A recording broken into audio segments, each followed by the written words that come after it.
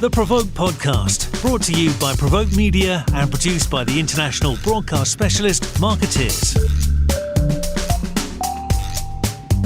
Welcome to the Provoke Media Podcast. I am Diana Marszalek. I am here with Provoke Media. We have a special guest today who, in the world of CommSec, needs no introduction, but I'm going to let you introduce yourself anyway, Aaron, for the one person out there who may not have heard of you and AI. So take it away. Let us know who you are and what you do. Hi, Diana, and it's great to be here. I appreciate it, and I appreciate you and Provoke and Paul and the whole team over there, and congrats on your promotion. Why not? We should just kind of put that in there. So I'm Aaron Kwittken, been in the business for 33 years. I describe myself as a recovered agency guy. Led agencies, had my own agency. It was called Kwittken, then KWT Global. It was acquired by MDC Partners, which is now Stagwell. Been with Stagwell for 14 years. And I pivoted towards tech guy, but not the hoodie, still wearing a collared shirt and a sweater. Back in late 2019, when I came up with this idea to bring AI to PR, I still believe we were the first ones to do that, to commercialize it. We were probably 3 years ahead of our time. Launched our first product called Profit, which is predicting which reporter would be interested in your pitch using AI, machine learning, natural language processing, vectoring, all that stuff. And then we added generative to it back in 2020. And, we've been building on that product and that suite ever since. And we added an influencer platform called influencermarketing.ai, which is based out of Tel Aviv, in July. And I'm happy to break news with you here as well today, if you're willing to hear it. So by the time this airs, which might even coincide with this announcement, we've agreed to acquire a global media intelligence company based out of Germany called UniCepta. They're the largest news analytics media monitoring company in Europe. It expands our suite now to both news monitoring, analytics, AI-powered, of course, PR pitch performance platform, as well as influencer marketing. We now have a team of close to 600 people across 4 continents and 7 cities around the world. And we fully intend to use this move to displace and dethrone those old stodgy news monitoring analytics competitors everybody loves to hate, who I dare not mention, but we all know who they are. Is that aggressive? That's a little aggressive. It's aggressive. It's okay. It's all right. We're all friends. Competitive. It's competitive. It's competitive. I like it better. First, congratulations. That sounds like a huge expansion. Maybe you can tell us a little bit about, you're telling us what that adds to Profit, but what is sort of the core of your business that you've been doing, just so we can launch the conversation? You said that you've been doing AI, brought AI to comms, 2019, I think you said. So what is it, the core of Profit and what you've been doing?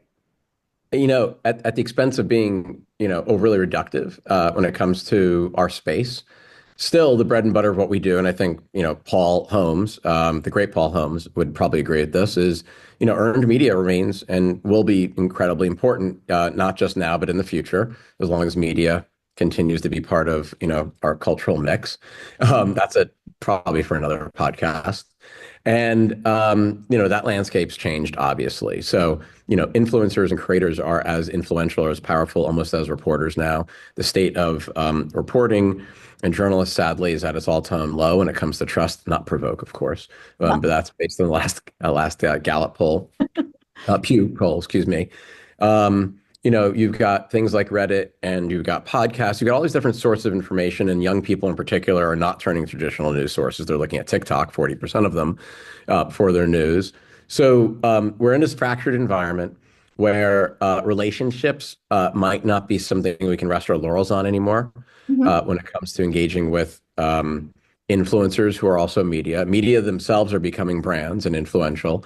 And, what we're trying to do is bring data to a business that is really based on instinct and replace guessing with knowing. And that means knowing what's the next trend, what's the next threat, who's going to be interested in my narrative, whether it's a podcaster, a journalist, a third-party think tank, using data to help predict, future engagement and success, as well as potential threats to your brand. And that's what we're trying to bring to the market.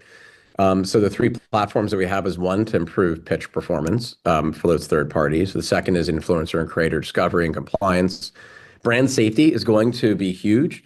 Most influencer platforms can look back on, your posts, Diana, for the last couple of weeks, maybe a year, and determine whether or not you're a threat to their brand if they want to engage with you. We now have an ability to look back 8 years at an influencer's posts to determine whether or not what they've done is brand safe or compliant, so that you don't have to be embarrassed when something surfaces later on. And I think that not only will it be kind of, static text that we're looking at going forward, but we also have to look at video and audio before we engage with an influencer. So the world is changing. It's changing very quickly. I don't think that agencies will have monikers anymore. I don't think, will be creative or advertising or performance. They'll just be agencies with skills, and data is going to be critical because now we have access to it. And now we have an ability to extract it, to learn from it, to really do game theory. And PR people have never had that before. And that's why when we go to the market, we talk about being human-led and AI-fed. So humans still need to stay at the center of everything we're doing. But I do think that the efficacy around what we can do, not efficiency necessarily, efficacy first, efficiency second, can be greatly improved with data and insights. Okay. So this is It's where the we're most at. exciting time in our business, honestly. I mean, been doing it for many, more than 3 decades. I'm a man of a certain age, and I've never been more fired up and excited about who we are, what we do, and how important we are in our stature. That's great. And it's all rooted in the potential of data. Yeah, and I think the two gating factors to being successful here in our business is getting out of our own way. So there needs to be cultural understanding and adoption that data is not math. We're computing words now. And we're also looking at data sets. We're not having to divide or multiply. Everything's 0 to 100. These are statistics, right? And we have to embrace that as communications engineers, not just as communicators. And then we have to get past imposter syndrome and start training and upskilling people and getting comfortable bringing data into their workflow, which means you have to move a little bit slower to move faster in our business.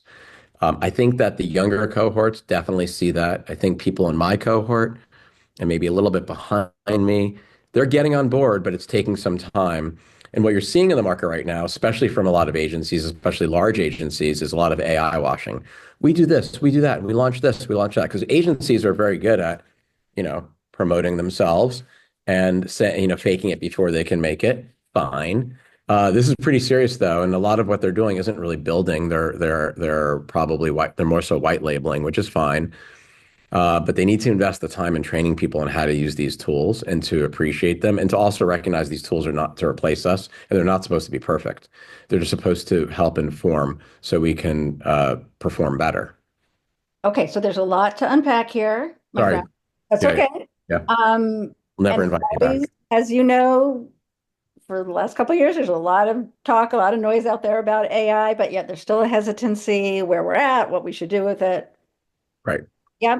So here we are on kind of the brink of 2025. And I thought we could go through some points that you had mentioned to me, are what we should be looking at and expecting, sort of the next wave, or what we should be doing as we move forward with AI in the industry.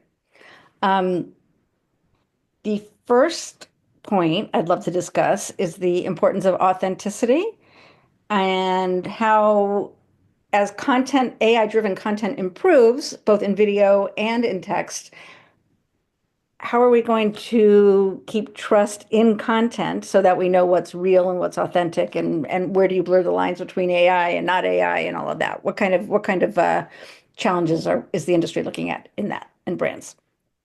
I think we have to look at authenticity through 2 lenses. The first is factual authenticity. I don't even know if that's a thing. That's like, what was it? Factual facts? How many facts? Alternative facts. Yeah. Yeah. Okay. I guess maybe I'm kind of being redundant, but you know what I mean, right? Like facts, right? Just like making sure that everything we're saying is not hallucinatory and that is real. And that's going to always require, of course, human oversight. Human is inside of that loop. That means we can't be complacent. We can't be too quick when we put things together if we're going to use generative AI before we put them out into the marketplace. The second one is the sourcing. Actually, there's 3 lenses. The second is the sourcing, which relates to the facts, but I look at sourcing more so, do we have permission to use that data? And I think the stuff that John Awada is doing around what I call kind of food labels for metadata. So you have the lineage, like Diana says something, and or if you're looking at something, a proof point or a fact or stat, can you find out when it was first said, where, by whom, and what rights do you have to be able to use it? And I think then the third is authenticity in terms of really originality, right? Not just repeating other shit that other people said. I'm allowed to curse on this podcast, right? It's private, right? They're not going to wipe us off the air. Excellent. I know. We'll explode, implode.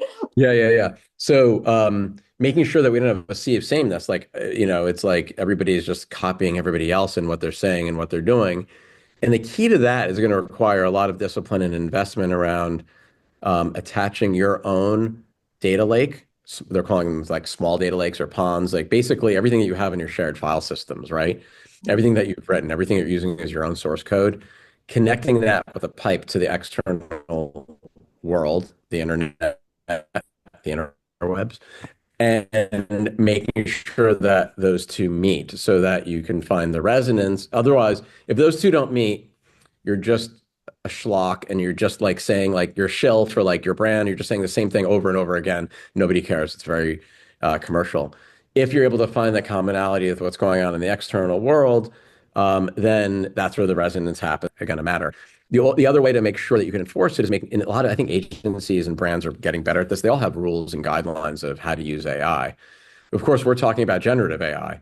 I think that generative AI, though, is a little bit of a false flag, and it's not the real potential, and it's not the real game changer for who we are.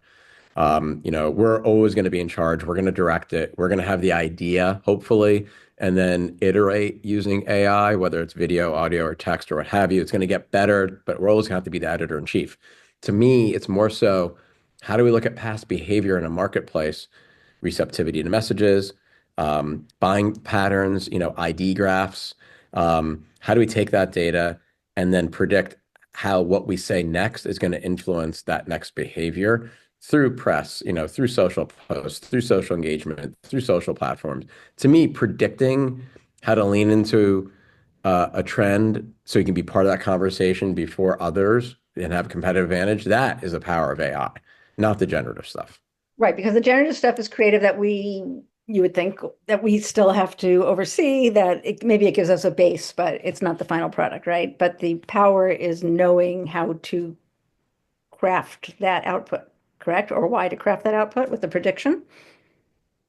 Yeah. I mean, in thinking about our conversation this morning, I was thinking about you and, of course, Provoke. I always do every morning. I was thinking about it a little bit like, when you wake up. there's so many analogies, right? Exactly. So many analogies. It's like, I don't necessarily need to know how the car was made, but I need to know how to use it and how to drive it. And I need to understand kind of the fundamentals of its capabilities, where it could be safe and where it could be a threat to me or others. Similarly, do I want a self-driving car, which could be analogous to generative AI? I actually really enjoy writing. I enjoy ideating, not a word, but you know what I mean. At the same time, I do appreciate that sometimes the car will tell me when there's somebody in the lane next to me, so I shouldn't or a biker or a pedestrian, and there's safety features built in. I kind of think of it a little bit like that. There needs to be not a codependence, but a cooperation between, the driver and the car. It's the same thing with AI, and that's how I think about these things. But do you see the widespread industry willing to put the time into like understanding that? And I mean, like you said, it takes a lot of upskilling, takes a lot of learning, but it also takes a lot of desire, right, to get to that level of understanding it. And when you look into safety and possibilities and all that stuff, this is a big undertaking. It is and it isn't. I think we need to be a little bit more open to doing, experimenting and being more curious. I think that a lot of it's going to be driven by procurement. So agencies tend to be pretty resilient. This is probably the biggest, force multiplier type change agencies have faced. Outside of maybe social media, which thankfully that we took before the ad agencies or traditional agencies could try to take it. I think that one, procurement's going to force it. Two, and I say this all the time, this is existential. If we don't do it, Consultancies will continue to take our scope and try to commoditize what we do by using technology. So, you should be looking at Deloitte, Accenture, BCG, McKinsey, in addition to traditional ad agencies who are seeing a lot of their work go digital and influencer and creator, not traditional. And they're going to want to try to wind this all together. So going back to my earlier point before, where the whole thing is going to be integrated. So this is existential. It's going to be forced. Whether we like it or not, we have to lean into it. Otherwise, many of us will have to find other occupations.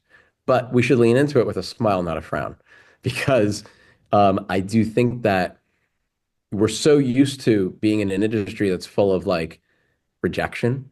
We're like pitching so many people all the time or trying to, with not a lot of data or feedback, very, very narrative, very art-based. Now we're bringing science to it. So I think we're going to face less rejection and more performance and potentially bigger budgets and more stature. And I think that we just need to put our arms around it, not fold our arms. Mhm. And it's so it'll be really interesting to see what happens. I was listening to John Wren's comments. I don't remember what podcast it was, or maybe it was an investor call, Mhm. and he was referencing AI as one of the major reasons for this merger. I'm like, sure, I guess so. Also, some of these larger holding companies have become very below share marketplace, so that also is part of it. Not to bring IPG on the comments to this, but that merger actually is going to result, to state the obvious, in thousands of jobs lost. Right. Thousands. I really believe that. And I don't know if it's good for the industry. I don't know if it's really good. It Mm. scares me. Yep. I know you didn't ask, but I thought I would just But provide that's that. okay. We want to know. Two things that I want to go back to. The first was procurement. How do you say that? How do you see procurement taking the lead in forcing this issue?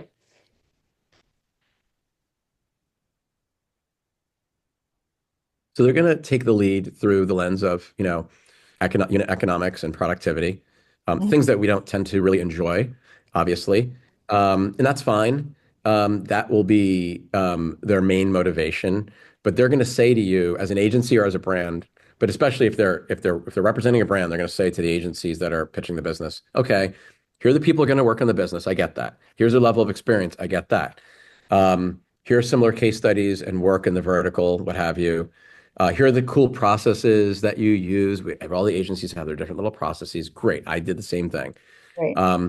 But also, what's the technology you're going to use to help improve the performance, track our KPIs, um, uh, be able to map those KPIs back to our CRM system, to track to sell through. How are you going to drive more value for the dollars that we're spending? And how will you do more with the same amount of people or the same with less people using technology? What's your tech stack? How do you Mhm. use that tech stack? How much are you investing in the tech stack? And do you view that tech stack as a cost or as an investment? They are doing this now. I've met with different procurement officers through ANA directly, and I never thought I'd ever say that I really welcome these conversations of procurement because it does beg the question about whether or not the billable hour will die. And it might have to because we're going to break down, AI is going to force us, and technology is going to force us to break down everything that we do in a day into tasks, macro, medium, and micro tasks. And then we should put a value on those tasks. And I think that's fine. Um, and then we then need to say, okay, how do we improve the efficacy around that task? That task can just be research. It could be putting a pitch together.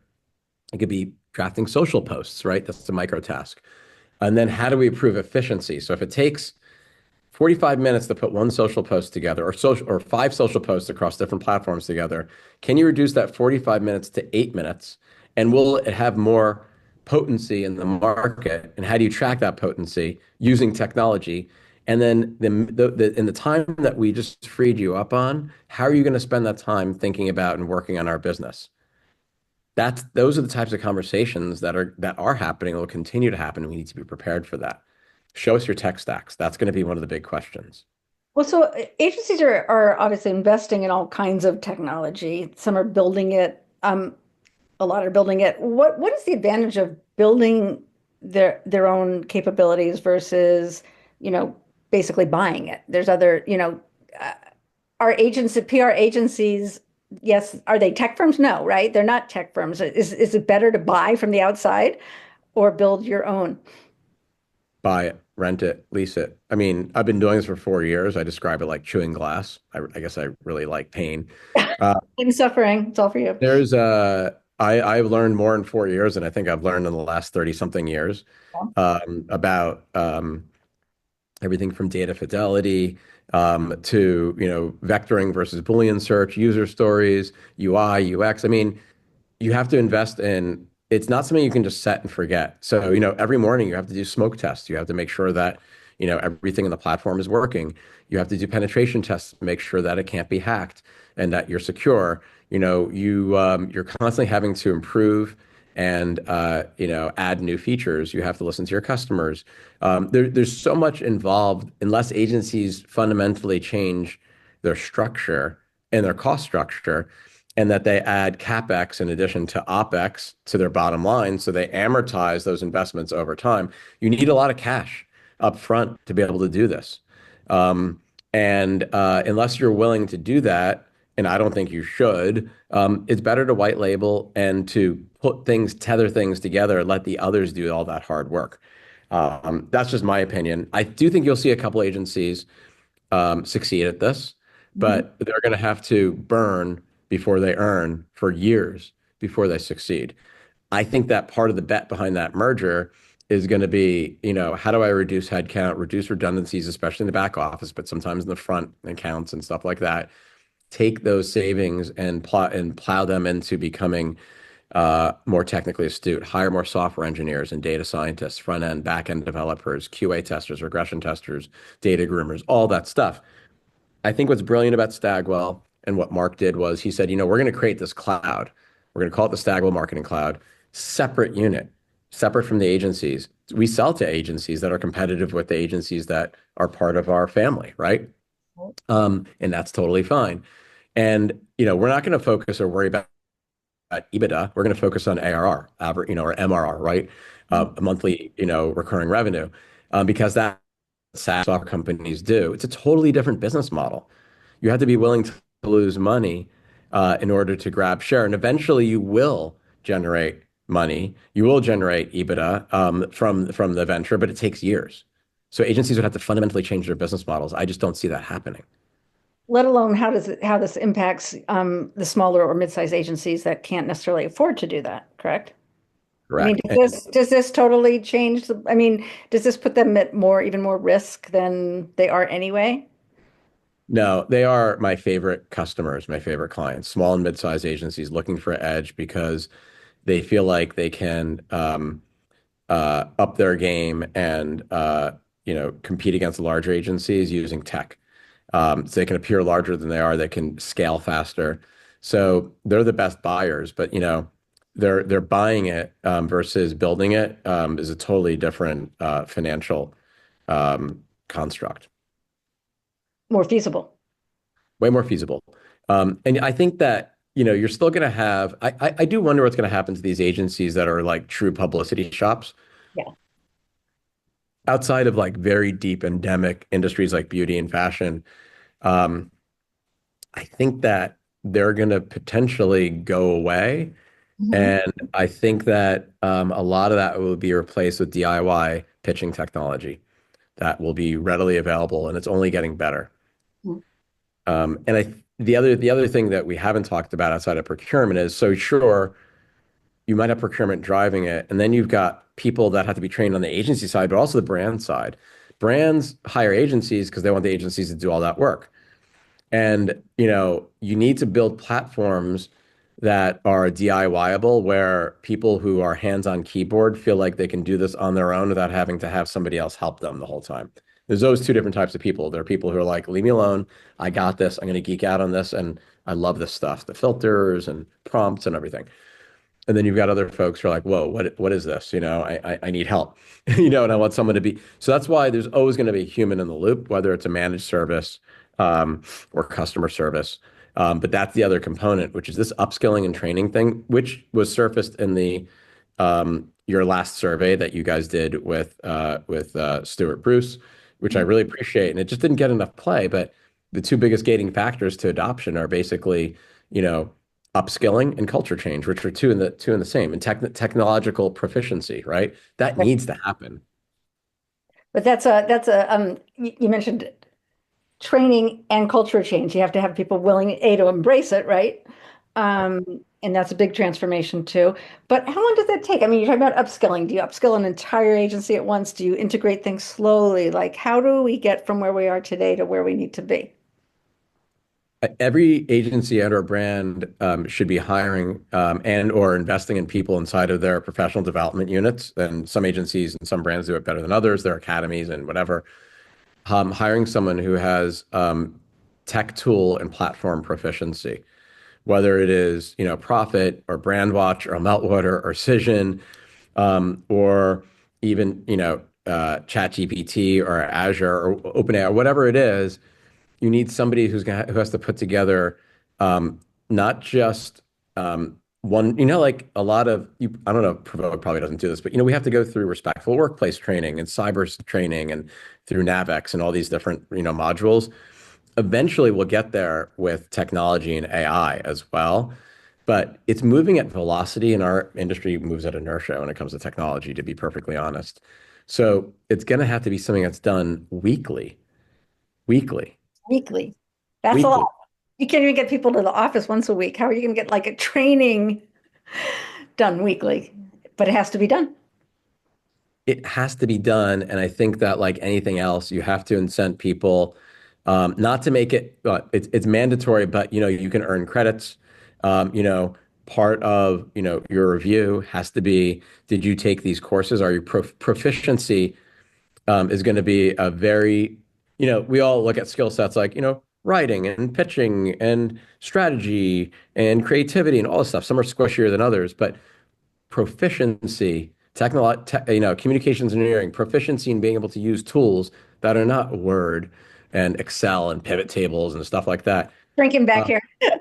Yeah, yeah, yeah. Well, it's interesting because I've been on the board, the advisory board for GW School of Media and Public Affairs for several years now. I don't deserve to be on that board other than, I love my alma mater, but we have a lot of bureau chiefs and on-air personalities and long-form print writers, on the board. And the number one skill they're looking for in new grads is actually data visualization and data understanding, being able to look at data and create narratives and stories around data and build insights out of it, but also visualize it. So designing it, because a lot gets put on social channels and a lot is visual now, not just text, and providing contextual visual data visualization around stories. Those are the skills that agencies and brands need to develop, because that's what's now being developed in the mainstream journalism side, as well as creators and influencers. It's the same thing. So we have to be producers, content producers, but using kind of a wider palette, not just text. It's a lot. I know it's a lot. No, I'm like working my way through this. Okay. You mentioned the rise of autonomous agents. Sophisticated assistants, I'm thinking you mentioned within the workplace, correct? IA-driven assistance within the workplace for workers, employees, correct? Am I reading that right? Yeah, I don't mean like robots like you see at Stop and Shop. And by the way, where was I? I was in Miami Airport, and I saw a wheelchair that was just self-driven, and it's like beeping around people, and it's like reserved and out of my way. I'm like, this is just, wow, I'm like, it's very dystopian. It's like Yeah. dreaming sci-fi. I was freaked out by it. I'm not gonna lie. I would Like the insurgent in me, kind of wanted to jump in the wheelchair just to see whether or not it'd stop. It'd recognize I'm not the right person, not to take it away from another person, but I'm just to test the quality of it, But anyway, that aside, yes, don't you want a mini Diana? There's somebody to do everything that I do. To do things that you don't like to do, Right. too long to do, while you're doing higher value things Yes. like writing and thinking and creating, Mhm. talking to me. Yes, I think on our desktop, eventually there'll be like a mini version of you, and you will direct it. You'll prompt it and direct it.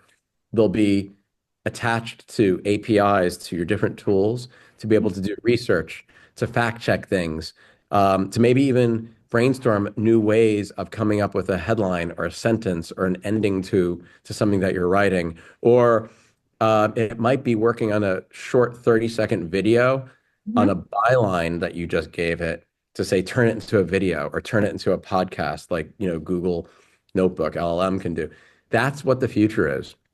To me, that's, I think, super cool because you're the mini Aaron, the mini Diana, they're like iterating on the side. You're directing it while you're doing other things. And it's not to end, it's not an end point. It's just to start something. It's the beginning of it. And it's not always generative. It could be, I need the top, what do you think the top 5 trends are going to be in crypto next year now that David Sachs was appointed by Trump as the crypto AI czar, right? And then while you're working on, an article on crypto regulation, right? But you need that point that you want to bring into it. That kind of thing is going to happen. And I'm really excited for that. And it's stuff that we're thinking I hope about. it happens soon. When will one appear on my computer? Right. I mean, we're doing kind of like analog versions of that now. It's just news notifications and monitoring, right? Things that pop up. But that'll be like on steroids. To me, that just makes us way more proficient and better at what we do. Absolutely. That is exciting. I have one more topic I want to brush before I let you go and do all the things that you are busy doing. I'm building a mini Aaron right now as we speak. Building a mini Aaron on multiple platforms. Legislation and regulation. Are we going to start seeing more of this around AI? With the new administration, no. Okay. The Biden administration was pretty adamant and pretty vocal about treating AI kind of like physics and nuclear power when it came out, many years ago. It's going to be, kept as a state secret and not really made accessible for different reasons. I think the new administration is probably going to let the market decide. It's going to be less, I don't want to use the word oppressive, but less regulatory oversight. Doesn't mean no regulatory oversight, but I think they're going to try and focus more on innovation and M&A associated with that innovation around AI. But it almost doesn't matter, and it does matter because any company that's building AI tools is going to operate globally. And Europe, thankfully, in many ways, has always been at the lead of things like GDPR and privacy and data protection. So I think that regardless of what the US does, we're going to have to follow Europe's lead in anything that's regulatory or legislative. I do think we need to have guardrails, but I also believe that companies should have the ability to establish them and set themselves, themselves. And a lot of, especially publicly traded companies, have a reason to have and already have structures in place for good corporate governance, and this should just be an additional component of that, which is already happening. Right. Okay. Well, Aaron, it's a lot. Thank you. I have to go back personally and digest all this, but I feel like we need part 2 or part 3 or part 4. Don't worry, we can do this monthly. Well, like I said, it should be weekly, honestly. I mean, I could use it weekly. We don't have to record it, but you and I can get on Zoom weekly and you can tell me what I should be knowing about. Let's do it. Until I get an assistant. Let's do it. I'm going to put the mini Diana. Yep. Do we put a mini Paul? We won't answer that question. To be continued. To be continued. Thank you. All right. Thank you.